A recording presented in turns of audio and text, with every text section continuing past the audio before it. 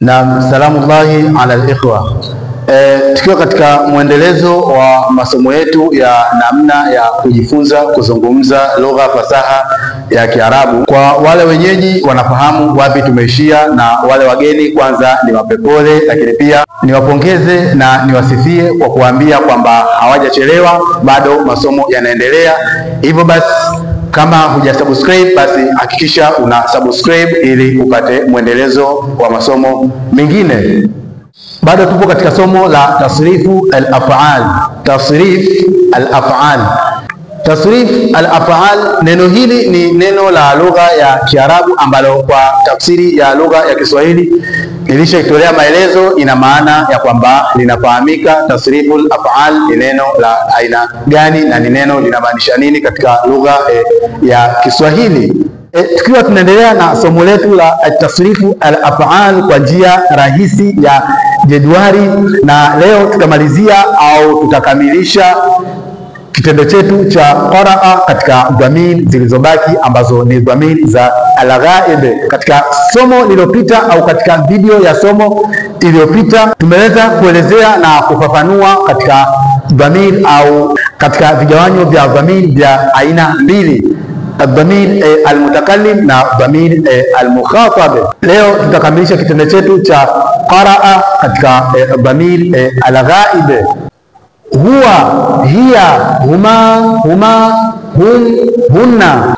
Huwa, hiya, huma, hum, hunna. Unaweza ukajiuliza ya kwamba kwa nini huma zimejirudia mara mbili?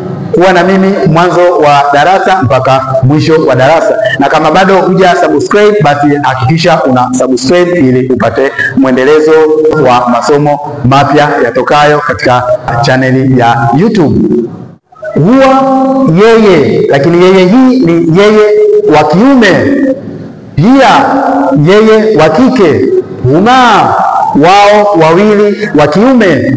Huma, wao wawili wa kike. Hum, wao wengi wa kiume. Hunna, wao wengi wa kike.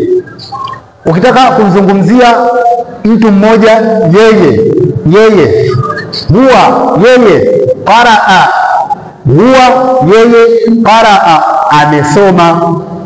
Qaraa, amesoma. Hiya, yeye wa kike. Qaraat.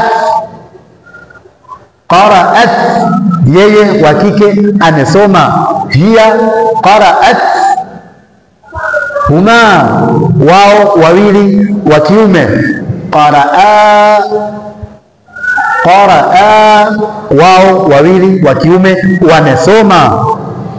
Huma, wao wawili wa kike. Qaraata, wao wawili wa kike wamesoma. Huma qaraata. Hum, wao wengi wa kiume. Qara'u, wao wengi wa kiume wamesoma. Hum qara'u. Hunna, wao wengi wa kike. Qara'na, wao wengi wa kike wamesoma. Qara'na. Ukisikiliza kwa makini ya kwamba hakuna utofauti utamkwaji wa hunna qara'na na nahnu qara'na. Kwa haraka huwezi kuona utofauti, lakini utofauti unapatikana katika matamshi na uandishi. Ukisikiliza kwa makini kwa mtu anayetamka, lazima ataweza kutofautisha ya kwamba nahnu, sisi tumesoma, na hunna, wao wengi wamesoma. Kama utakuwa na kumbukumbu vizuri ya kwamba tulishasoma dhamiri ya almutakallim ambayo ni nahnu katika somo lililopita. Tukitaka kujizungumzia sisi ya kwamba tumesoma, basi tunasema nahnu qara'na. Nahnu qara'na. Na vile vile ukitaka kuwazungumzia wanawake ambao hawapo, basi unasema hunna qara'na. Utofauti wa matamshi na utofauti wa uandishi unapatikana katika nun. Hunna qara'na. Nahnu qara'na. Nun ndio inatupa jibu la kwamba tukiwa tunazizungumzia sisi, basi nuni itachukua nafasi ya kuiongeza alifu mwisho wake, lakini tukiwa tunazungumzia wao wengi wa kike wamesoma, basi nuni inaondoa alifu mwisho wake ambayo inabaki kama ilivyo. Ina maana ya kwamba ukikuta sehemu imeandikwa hivi, basi jua ya kwamba waliozungumziwa hapa ni jinsia ya kike ambayo ni wengi. Na vile vile namna mtu anavyotamka pia, qara'na, dhahabna, jalasna, hapo utajua utofauti ya kwamba wanaozungumziwa hapa ni jinsia ya kike ambao ni watu wengi wa jinsia ya kike hawapo. Huu ulikuwa ni mlolongo wa fi'lu al-madhi. Fi'lu al-madhi ina maana ni wakati uliopita. Tukija katika fi'lu al-mudhari, kitendo cha wakati wa sasa hivi. Wakati wa sasa hivi ina maana ya kwamba dhamiri zetu tukizileta katika wakati wa al-mudhari katika kitendo chetu cha qaraa, ina maana tunapata yaqra'u, huwa yaqra'u, yeye anasoma sasa hivi. Huwa yeye yaqra'u, anasoma, wa kiume. Hiya, yeye wa kike. Taqra'u, hiya taqra'u. Ukiangalia namna kilivyoandikwa na namna kinavyosomwa hakina utofauti na dhamiri ya al-mukhatab ambayo ni anta. Ukitaka kumzungumzisha mtu, wewe unasoma, unamwambia neno la mfano wa hili, anta taqra'u. Hivyo hivyo ukitaka kumzungumzia mwanamke ambaye hayupo, hiya taqra'u. Unaweza ukajiuliza utofauti unapatikana wapi na utofauti uko wapi katika dhamiri hizi mbili. Jibu ni kwamba utofauti wa tamko hili katika dhamiri hizi mbili ni mzungumzaji namna anavyozungumza, au ni makusudio ya mzungumzaji namna anavyozungumza. Nikiwa namzungumzisha mtu kwamba wewe unasoma, basi naweza nikatumia jinsi ilivyo, anta taqra'u. Na vile vile nikiwa namzungumzia mwanamke ambaye hayupo kwamba yeye amesoma, basi nazungumza ya kwamba hiya taqra'u. Hivyo basi utofauti wa matumizi ya kitendo hiki ni makusudio au ni kusudio la mzungumzaji, ni kwa namna gani anazungumza au ni kwa hali gani anazungumza au ni nani anayemkusudia katika mazungumzo yake. Huma, wao wawili wa kiume. Yaqra'ani, huma yaqra'ani, wao wawili wanasoma. Huma, wao wawili wa kike wanasoma. Ina maana unasema huma taqra'ani, huma taqra'ani. Vile vile ukiliangalia tamko hili na neno hili halina utofauti na katika dhamiri ya antuma ya al-mukhatab.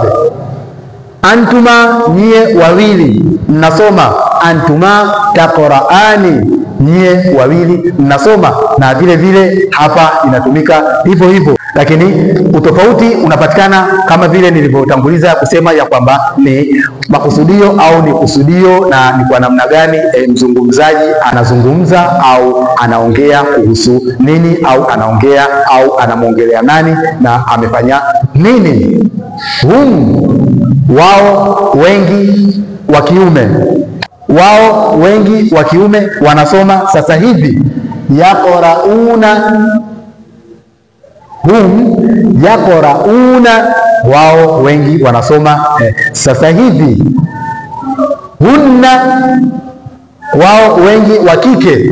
Hunna yaqra'na, hunna yaqra'na, wao wengi wa kike wanasoma sasa hivi.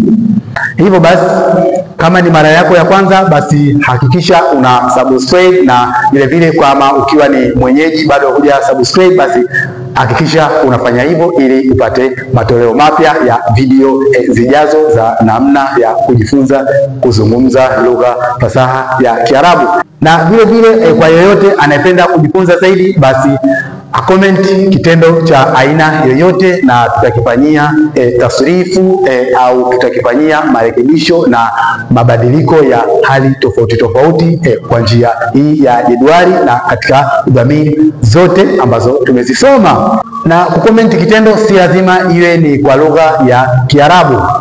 Hata Kiswahili unaweza comment kwa njia ya Kiswahili, lakini vile vile kwa njia ya Kiingereza pia, lakini itakuwa ni bora zaidi comment kwa lugha ya Kiarabu.